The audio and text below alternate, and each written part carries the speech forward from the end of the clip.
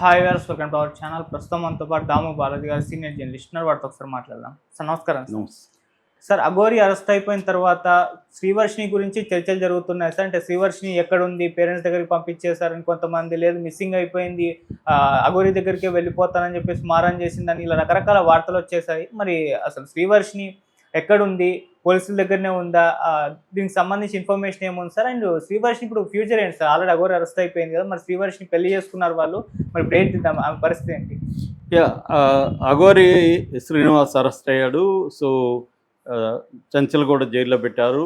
ఆయన మీద దాదాపు 3-4 సెక్షన్ల కింద కేసులు పెట్టారు. ఒకటి 318 ఏం చెప్తుందంటే చీటింగ్, ఆర్థికంగా ఎవరినైనా మోసం చేస్తే అది 318 పెడతారు. అలాగే 308 ఏంటంటే బ్లాక్మెయిల్ చేయడం. ఎందుకంటే ఒక ప్రొడ్యూసర్ దగ్గర, ఒక మహిళా ప్రొడ్యూసర్ దగ్గర పూజలు చేస్తానని చెప్పి దాదాపు 10 లక్షల డబ్బులు తీసుకొని దాని తర్వాత ఉజ్జయినిలో పూజలు చేశారు. చేసిన తర్వాత కూడా బ్లాక్మెయిల్ చేయడం మొదలుపెట్టారు. నువ్వు కానీ నాకు డబ్బులు ఇవ్వకపోతే మళ్ళీ ఒక 5 లక్షలు ఇవ్వకపోతే నీకు యాంటీగా నేను పూజలు చేసి నిన్ను నాశనం చేస్తానని భయపెట్టడం, బ్లాక్మెయిల్ చేయడం, అదొక కేసు. దాని తర్వాత 351 అండ్ 352 బిఎన్ఎస్ అంటే క్రిమినల్ ఇంటిమిడేషన్ అంటారు. క్రిమినల్ ఇంటిమిడేషన్ అంటే క్రిమినల్ యాంగిల్లో నేరపూరితంగా భయపెట్టడం. సో నువ్వు నాశనం అయిపోతావని ఇంకోటి.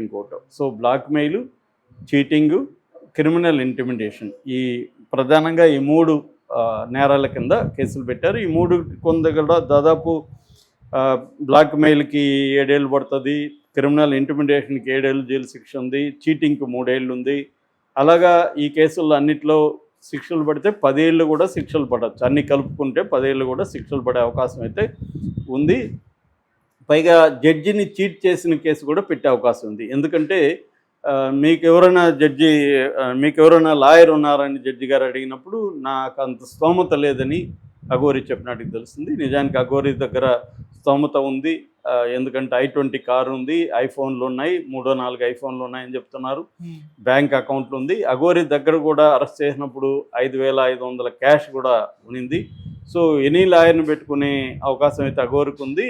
అయినా నాకు స్తోమత లేదని జడ్జి గారికి చెప్పడం, రేపొద్దున అది కానీ నిరూపితం అయితే అది కూడా ఒక కేసు అవుతుంది. ఎందుకంటే కోర్టుని చీట్ చేసిన కేసు అయ్యే అవకాశం ఉంది.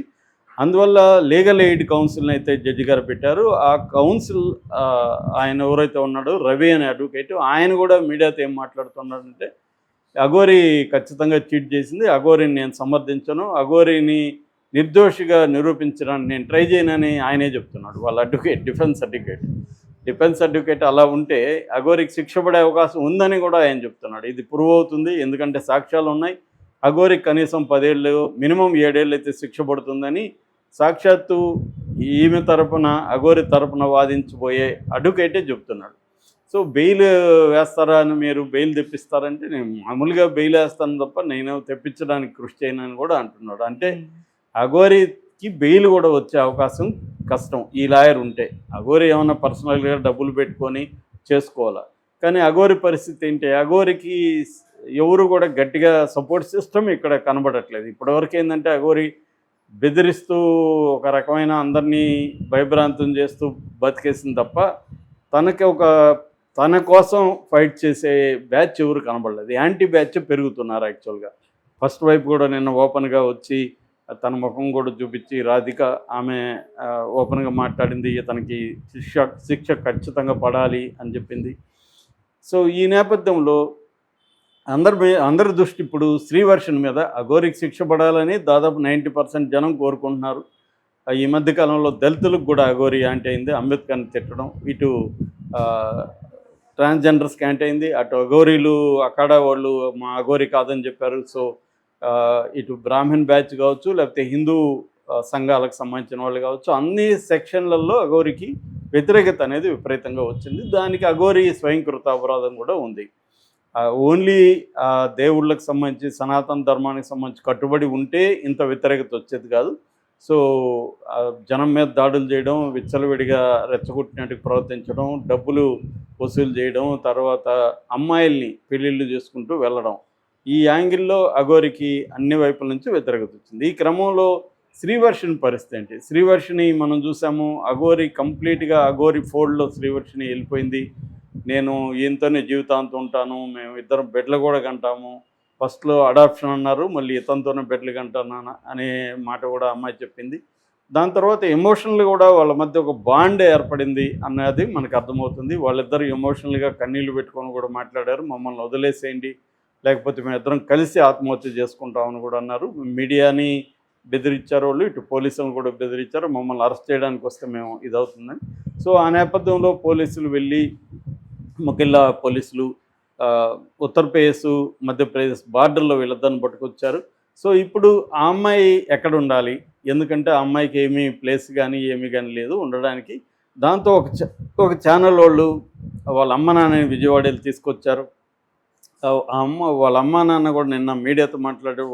వాళ్ళ అమ్మ అయితే అఘోరిని మీడియా ఎదుర్కొని భయంకరమైన బూతులతో మాట్లాడుతుంది. దాన్ని బట్టి వాళ్ళు ఎంత బాధలో ఉన్నారో మనకు అర్థం చేసుకోవచ్చు. తమ కూతుర్ని అఘోరి డ్రగ్స్ ఏదో పెట్టి తీసుకెళ్ళిపోయిందని వాళ్ళు బలంగా నమ్ముతున్నారు. సో అందుకనే వాళ్ళు అంత కోపంతో ఉన్నారు. ఎందుకంటే 23 ఏళ్ళ అమ్మాయి ఎంతో కష్టపడి పెంచుంటారు, చదివించుంటారు. బీటెక్ సెకండ్ ఇయర్ చదువుతుంది. బీటెక్ కంప్లీట్ చేస్తే వాళ్ళకి ఆ ఫ్యామిలీకి కొంత ఆదరవుగా ఉంటుంది. అలాంటి అమ్మాయిని ఎత్తుకుపోవడం అనేది వాళ్ళు జీర్ణించుకోలేని పరిస్థితి అయితే కనిపిస్తుంది.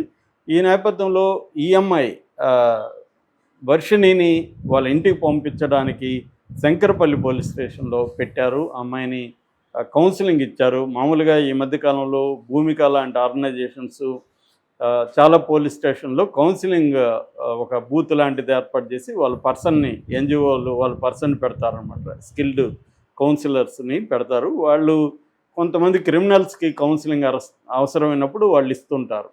అలాగా అఘోరి ఈ తరపున ఉన్న ఈ అమ్మాయికి కూడా, శ్రీవర్షన్కి కూడా కౌన్సిలింగ్ ఇవ్వడానికి ట్రై చేశారు పోలీసులు కావచ్చు, ఎన్జిఓలు కావచ్చు.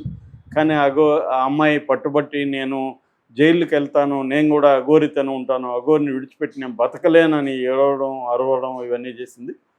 వాళ్ళ అమ్మా నాన్న ముఖం కూడా చూడడానికి కూడా ఇష్టపడలేదు. నాకు అమ్మా నాన్న వద్దు, నేను వాళ్ళ ముఖాలు కూడా చూడను. వాళ్ళ అమ్మా నాన్న, వాళ్ళ బ్రదర్స్ ఇద్దరు కూడా వచ్చారు, వాళ్ళ ముఖాలు చూడడానికి ఇష్టపడలేదు, కలవడానికి ఇష్టపడలేదు. దాంతో ఫైనల్గా పోలీసులు ఏం చేయాలో తెలియక చివరికి భరోసా హోమ్స్ అని ఉంటాయి మనకి, ఈ మధ్య గవర్నమెంట్వే భరోసా హోమ్స్ అంటారు. అంటే ఎవరైనా ఇలాంటి వాళ్ళు అనాథలు కావచ్చు, లేకపోతే ఇలాంటి కేసుల్లో ఉన్న వాళ్ళు కావచ్చు, వాళ్ళని ఈ హోముల్లో పెడతారు. ఆ హోముల్లో కూడా కౌన్సిలర్లు కూడా ఉంటారు. అక్కడ కూడా ఈ అమ్మాయికి కౌన్సిలింగ్ ఇంపార్టెంట్ అనేది పోలీసులు చెప్తున్నారు. అమ్మాయి మెంటలీ బాగా డిస్టర్బ్డ్గా ఉంది, ఒక స్టేబుల్గా థింక్ చేసే పరిస్థితుల్లో అమ్మాయి లేదు, ఎమోషనల్గా బాగా డిస్టర్బ్డ్గా ఉంది. అమ్మాయి ఒక షాక్లో కూడా ఉందని చెప్పొచ్చు. ఎందుకంటే అఘోరిని అరెస్ట్ చేస్తారని అమ్మాయి కల్లో కూడా అనుకోని ఉండదు. అఘోరి కూడా చెప్పుంటుంది, నన్ను అరెస్ట్ చేయరు, మనం హ్యాపీగా కేదార్నాథ్లో సెటిల్ అవుదామని. ఎన్నో కళలు, ఎన్నో భవిష్యత్తుకు సంబంధించిన ప్రణాళికలు ఇద్దరు కలిసి వేసుకున్నారు. అవన్నీ కూడా ఒక్కసారి కుప్పగొలిపోయినాయి.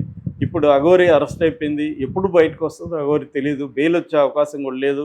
ఈ కాంటెక్స్లో ఈ అమ్మాయికి ఒక్కసారిగా ఒక డ్రీమ్ వరల్డ్ అనేది కుప్పగొలిపోయింది. సో ఇంటికి పోయే పరిస్థితి లేదు. ఇంటికి పోతే మరీ నీచంగా వాళ్ళు చూస్తారని ఒక భయం ఉంది. సో ఎక్కడికి వెళ్ళాలో తెలియదు. దాంతో పోలీసులు మాత్రం భరోసా కేంద్రంలో ప్రజెంట్ తాత్కాలికంగా పెట్టారు. అమ్మాయిది మాత్రం కొంచెం అమ్మాయికి ఇమ్మీడియట్గా నిజానికి రిహాబిలిటేషన్ సెంటర్లో పెట్టాలని కూడా అనుకున్నారు పోలీసులు. ఎందుకంటే అమ్మాయికి ఇమ్మీడియట్గా సైకలాజికల్ హెల్ప్ అయితే సైకాట్రిస్ట్ దగ్గర చూపించాలి, సైకలాజికల్ హెల్ప్ కావాలి. అమ్మాయికి ఎవరైనా సపోర్ట్ సిస్టమ్ కూడా ఉండాలి. అమ్మాయిని అర్థం చేసుకొని అమ్మాయితో పాజిటివ్గా మాట్లాడి ఏం కాదు, అఘోరి బయటకు వస్తారు, నీకు ఇబ్బంది ఏమి లేదు, కొద్ది రోజులు ఓపిక పట్టు అని ఒక ధైర్యం చెప్పేవాళ్ళు కావాలి. అంతేగాని నువ్వు అఘోరితో వదిలిపెట్టు, అఘోరిని పక్కన పెట్టేసి అనగాని చెప్తే అమ్మాయి ఇంకా ఎక్కువ బాధపడే అవకాశం ఉందన్నమాట. సో ఇప్పుడు మరి ఆ కౌన్సిలింగ్ ఏమాత్రం పనిచేస్తుంది అనేది మనం చూడాలి. అమ్మాయి అసలు కౌన్సిలింగ్కి అయినా ఒప్పుకుంటుందా? ఎందుకంటే నాకు ప్రాబ్లం ఉంది అని గుర్తిస్తే సగం ప్రాబ్లం సాల్వ్ అవుతుంది. అసలు నాకు ప్రాబ్లం లేదు, మీరే ప్రాబ్లంలో ఉండారు, నేను బాగానే ఉన్నాను, నాకు అఘోరి